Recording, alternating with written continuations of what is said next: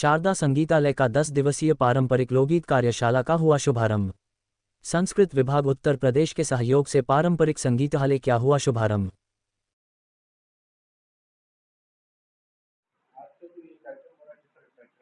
देखिए, लोक संस्कृति के संरक्षण और संवर्धन के लिए उत्तर प्रदेश सरकार कृत संकल्प है और उत्तर प्रदेश सरकार जब से योगी सरकार हुई है तब से सांस्कृतिक क्षेत्र में काफी विकास हुआ है।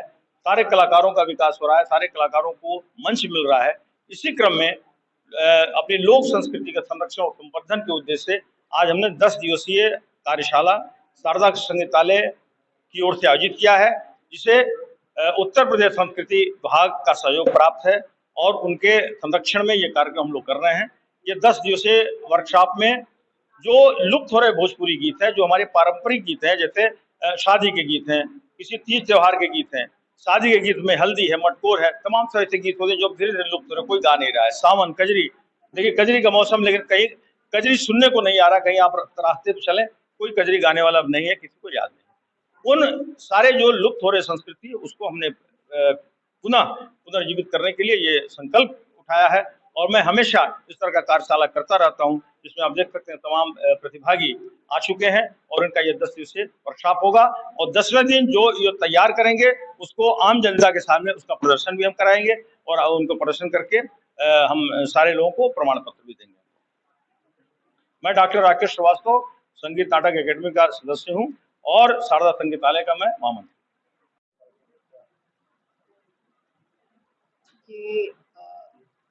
राकेश श्रीवास्तव जी को मैं इस बात की बहुत बहुत बधाई देती हूँ कि इन्होंने लोक संगीत को गोरखपुर जैसी जगह में संरक्षित किया है और मुझे लगता है ये प्रतिवर्ष इस तरह के कार्यशाला का आयोजन करते हैं और यहाँ से बच्चे काफ़ी अच्छा सीख के जाते हैं। मेरे पास में कुछ बच्चे आते हैं जो बहुत ही अच्छा फोक गाते हैं, तो इस तरह इनका कार्य बहुत ही सराहनीय है और हमारी जो परंपराएं हैं संगीत के रूप में संरक्षित है उसको ये बच्चों तक, युवाओं तक पहुंचाने का कार्य कर रहे हैं। और जैसा कि इन्होंने बताया कि हमारे सरकार भी इस पे काफ़ी ध्यान है उसका कि हम अपने संस्कृति को, संस्कार को संरक्षित रखें। कला के साथ साथ ये संगीत बहुत बड़ा माध्यम है, एक शब्दों में सुर लय ताल के साथ उसे संरक्षित करते हैं। आज के डेट में जो गाने हो रहे हैं या जो संगीत है वो वेस्टर्न कल्चर को और फ्यूजन और रिमिक्स चल रहा है, इसका बहुत ज्यादा है। तो वहाँ क्लासिकल कैसे आगे बढ़ेगा, जबकि आज के जो यंग वाले लड़के हैं, बच्चे हैं, उनको जो ये समझ में आता नहीं क्लासिकल। नहीं, देखिए ये जो संस्कृति की बात हमारी सरकार करती है वो शायद इसीलिए है। अब एक दौर था जिसमें वेस्टर्न की तरफ युवा भाग रहे थे, पर अब उन्हें ध्यान आ रहा है कि नहीं हमारी चीजें कहाँ है, वो उसे अडॉप्ट कर रहे हैं, सीख रहे हैं। ये परिवर्तन हमने देखा। एक समय ऐसा था जो वेस्टर्न और अजीब सा जो भी हो मुझे बिल्कुल भी पसंद नहीं। हम बिल्कुल नहीं चाहते थे कि हमारे युवा उसको सीखे एक अपनी परंपराओं को लेके वो आगे बढ़े तो ज्यादा अच्छा कर सकेंगे, पर वो बिल्कुल ही राह विचलित हो जाते। नहीं, वहाँ अब ऐसा नहीं है। अब जहाँ तक है ये न्यू एजुकेशन पॉलिसी में इस चीज़ों को अगर करती है तो वो गलत करती है।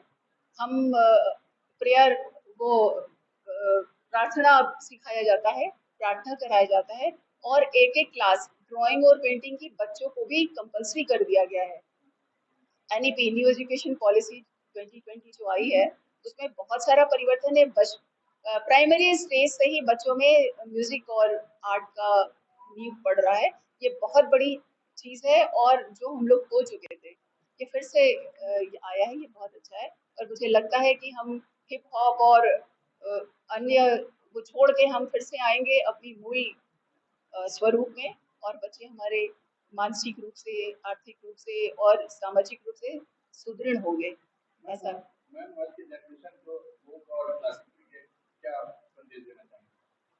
देखिए, फोक और क्लासिकल के लिए हम ये कि देखिए हर स्टेट में जैसे आप मैथिली ठाकुर को सुन रहे होंगे, बिहार के फोक को उसने काफी आगे बढ़ाया है। मैं चाहती हूँ कि यूपी के भी फोक को, इसके पूर्व भी मैंने कहा था कि यूपी के भी फोक को कुछ ऐसे आर्टिस्ट, हमारे युवा आर्टिस्ट हो जो हर रिचुअल्स के को करके इसको आगे बढ़ाए, यूट्यूबर बने, प्रचार प्रसार करे हमारे कल्चर को, यूपी के कल्चर को, पहनावा को, परिधान, खान पान, और साथ में संगीत अगर ऐसा करेंगे तो उसमें सारी चीजें आती है। और युवाओं से यही कहेंगे कि इसको आगे बढ़ाए, हम अपनी भाषा और संगीत को।